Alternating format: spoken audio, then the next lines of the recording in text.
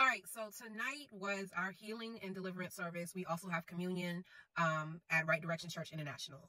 And at one point, I just started crying. I've been asking God for healing. I didn't even think to ask God for healing when it comes to, honestly, I don't know if I have it. I just assume because my mom had psoriasis. But every now and again, my skin flakes up really bad, where my eyebrows, my ears, scabs, and my scalp. Still believe in God for total healing. Still believe in God. I have been meaning to see a dermatologist behind it. Just haven't gotten around to it. But he called it out. And I went to the altar and believed God, touched and agreed. But one of the reasons why I started crying at one point is because I remember what it felt like to have something going on with you physically and no one could understand what was going on. For those of you who are not familiar, back around 2015, 2016, I remember finding out I had allergies. I remember finding out I had asthma. Then it turned into having these headaches, these migraines, to the point I can't talk, to the point it's just I feel like I couldn't function. We'll go to the ER, have an MRI done. They didn't see anything. And it wasn't until maybe around 2016, 2015, 2017. I get the years mixed up, I'll admit. Then they decided when they do the MRI, they were going to do with the brain, the blue contrast. And that's when they were able to see small lesions on my brain, which they believe was causing the headaches. So they immediately said, you have sarcoidosis. They didn't say neurosarcoidosis, they had sarcoidosis. But again, mind-numbing pain to the point students would be standing in front of me. I couldn't understand what they were saying. As a matter of fact, let me digress. Let me go back. So then it got to the point where I was dealing with this pain, was seeing a specialist. They had me go to a neurologist. He was like, I think you have neurosarcoidosis. We should do a brain biopsy, but that's a very risky thing to mess with the brain. So we're just going to put you on prednisone. My face blew up. My body blew up. My kids were freezing in the classroom. But my blood pressure was going crazy. So I remember going through that. And then I remember just complaining about my breathing. So then met with these specialists at this particular practice. And they said, we don't think you have sarcoidosis. There's no scar tissue on your lungs. There's no scar tissue anywhere else. I don't understand why they say you have sarcoidosis. So they took me off the prednisone. So when I was on the prednisone, I felt like I didn't have any headaches. Then they had to do what was called, oh gosh, I can't think of it, a spinal tap.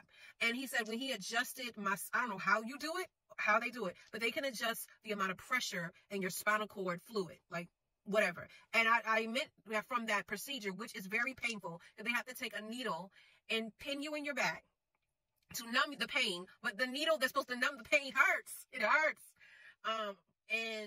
He adjusted something, and he said as a result, I remember telling him I feel better.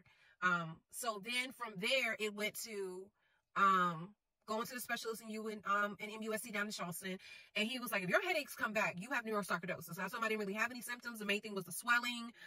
My joints were swelling. Sometimes it would be hard to move, but I wasn't having the headaches ever since I did spinal tap. I'll admit, when I first got my diagnosis, when they finally realized what was going on to me, I remember going to my pastor, Marcia, and she prayed over me. And she was like, let me know if you need anything. I went to Bible study, I think I told my mom, and she was like, are you going? I said, yeah, I'm going to Bible study. I remember going to noonday and having her pray over me, because I just like, God. And I always believed God was going to be a healer. I always believed this is not something I'm going to live with. Because I've been told you live with sarcoidosis. I heard about Bernie Mac, a lot of you don't know, died of sarcoidosis. Sarcoidosis can attack your organs. And when it attacks your organs, you can die. His, I think, was attacked to either his liver or his kidney. So, but then you heard of people that go in remission and they live with it. But I didn't want no remission. I wanted to be gone, annihilated out of my body. So fast forward back to MUSC. I remember at some point, and I mentioned this to y'all before, where I literally felt like in the environment I was working at the time, I did not feel the liberty or the freedom to take off and go back and forth with specialists. So even though the headaches were coming back, even though I remember my coordination being off, I'll never forget at a Rosa's meeting, I was wearing high heel shoes. I'm known for wearing high heel shoes. I couldn't wear the high heel shoes. They hurt. It hurt. No, it's like it's not that hurt. It's like I had no coordination. And I had to put on some flats. I didn't wear high heels, I want to say, for almost 2 years. It was like my coordination, I couldn't support myself. I couldn't stand up straight. Then as far as like the speaking, on 2 separate occasions, I remember Joshua coming up to me and I couldn't articulate with words what I needed to say. Then at one point, I couldn't sleep. Melatonin wasn't working. When I did drink, I never shared this before. I'm not one of those ones that drink to get drunk.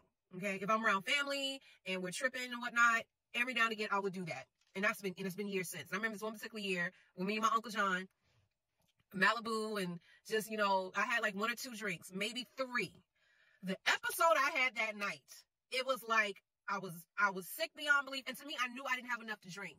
And when I think back on it, fast forward, I found out months later, I had the little masses that covered my brain. There was a massive mass that had formed on top of those things. So it was causing me not to be able to hear. It was weird how I could hear stuff very far away from me, but people sitting right in front of me, I couldn't understand what they were saying sometimes. Like, let there be a lot of noise in the classroom, and the child was sitting in front of me talking, I couldn't hear them. Like, my hearing was off, my senses were off. Again, the headaches came back with a vengeance. It was bad. And I want to say it wasn't headaches, it was more like migraines. So we go from there to me not feeling well, to me losing speech, and around January 28th, maybe 27th, maybe 28th, 2019, I'm in class. My principal comes in to observe me, and I can't speak. I can't speak. So I can barely articulate to him, I can't talk. So he was like, go down to the nurse and let them do what they got to do. So when I finally get to the nurse, I'm able to speak now. They check my blood pressure. It's super high. We call at the time my stepdad and my mom, and they came and picked me up and took me to the hospital. Y'all, I checked in the hospital at 12 o'clock. They didn't see me till almost 8 o'clock. And the only reason why they took me to the back, and I ended up getting checked in because I had a seizure. Had a seizure.